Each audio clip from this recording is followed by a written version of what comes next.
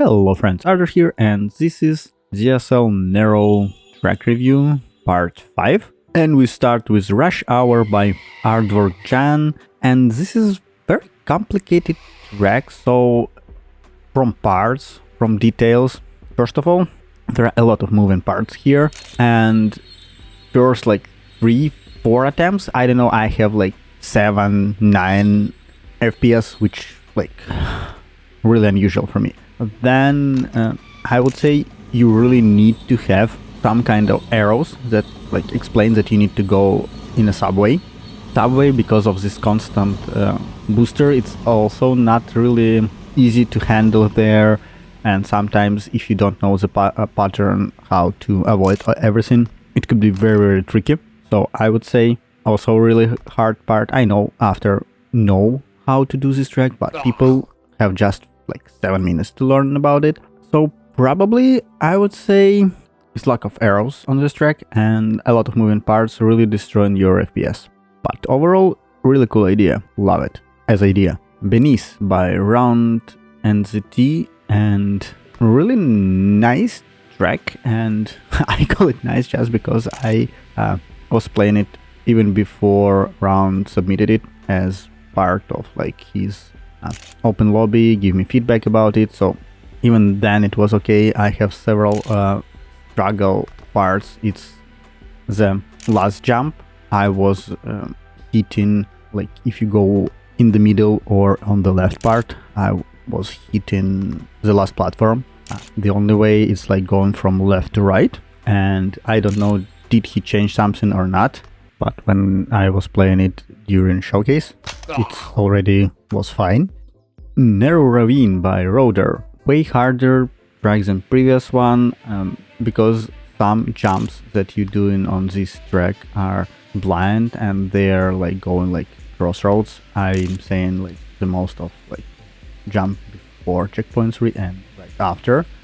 It could be tricky. And then after checkpoint 4 you have paraglide, which yet again very hard part, especially on this speed. At least I would say that there is no a lot of obstacles there, so I believe the main problem is correct your paraglide after the jump and just slightly adjust several times ups and downs. So tricky track, probably in that case I don't mind about paraglide.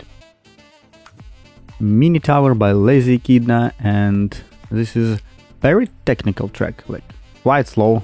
I don't think there is like parts of the tracks where your speed is above like 100 or even like 90. It's, well, maybe someone will be like 90 if they're really good in Zipkist, but for me it's less, and it's all about like trajectory, finding the perfect turn, perfect line on each turn.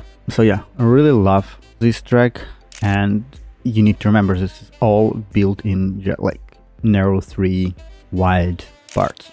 And as I usually call such tracks, easy to finish, really hard to master it and beat after time, at least for me.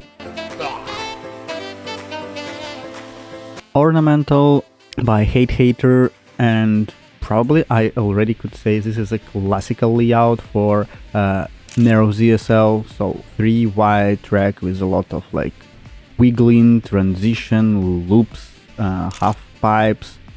The cool difference is that at some point you go like in opposite direction and there's your option, your choice, left, right, and it gives you like moments where other players go in front of you, like, and you can hit them, but there's no like option in multiplayer to hit other players, but it could really distract, and I believe this is a cool feature for the track to have some kind of extra difficulty from this point of view. ZSL Wood by Dididinana, and this track have really interesting AFK, and you need to use it, and probably because I'm like, if you're watching this track, I'm ruining it slightly, but it's fun. I spent like 20 seconds just to realize that I'm on AFK. As of track, I believe you need gain some speed to do at least some elements. I would say all these U-turns, like checkpoint 4, like checkpoint really hard, you need to be really precise. This is my biggest fail spot. And then checkpoint 4, but it's not really hard because there's like a fan and it gives you enough momentum. At least for me, if I pass checkpoint 2, everything else is fine. And then for checkpoint 5, you have this like weird vertical technique, like that your cart is stick to the road. Know about it, love it, really interesting. But yeah, maybe to have a little small booster for the checkpoint 2 could be beneficial, but I don't know, maybe just for me it was quite hard. Split Void by Terra Gaming. Well, for me, this track had 2 hard spots. It exit from U-turn to checkpoint 1. I can't find the smooth way to do that. Each time I'm like bouncing. And then vertical driving on first person of view for checkpoint 3. Because it's vertical and you're in first person of view, you're not feeling that. And your softbox behave differently. So I found that going up and down is better way. And probably that's it. Everything else are pretty doable. Prideful by Morikenis and Star Fury. And well, I really enjoy AFK for this track, and I'm not really love or a fan of this type of track.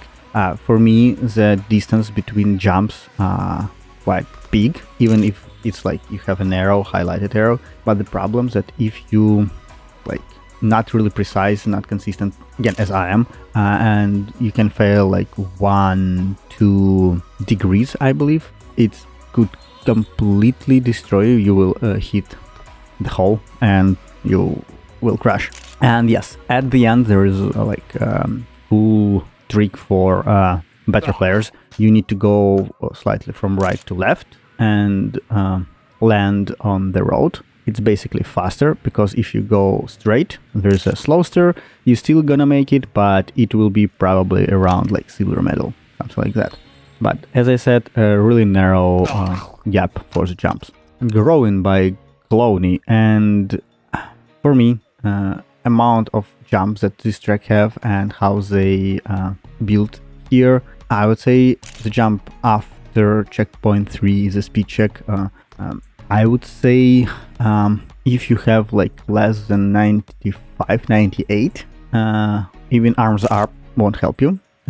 So yeah, you need to be very careful there. And then you have a jump into the finish, but I don't think is it a speed check or not, because if I do the jump for checkpoint 3, I usually do the finish one also.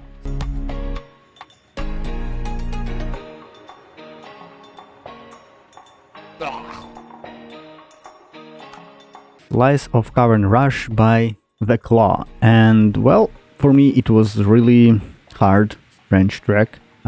Yes, there's like arrows, there's signs, but it's not really work. It's not really helpful me, especially when you're going like on the wall, right? You don't really understand where you need to like turn.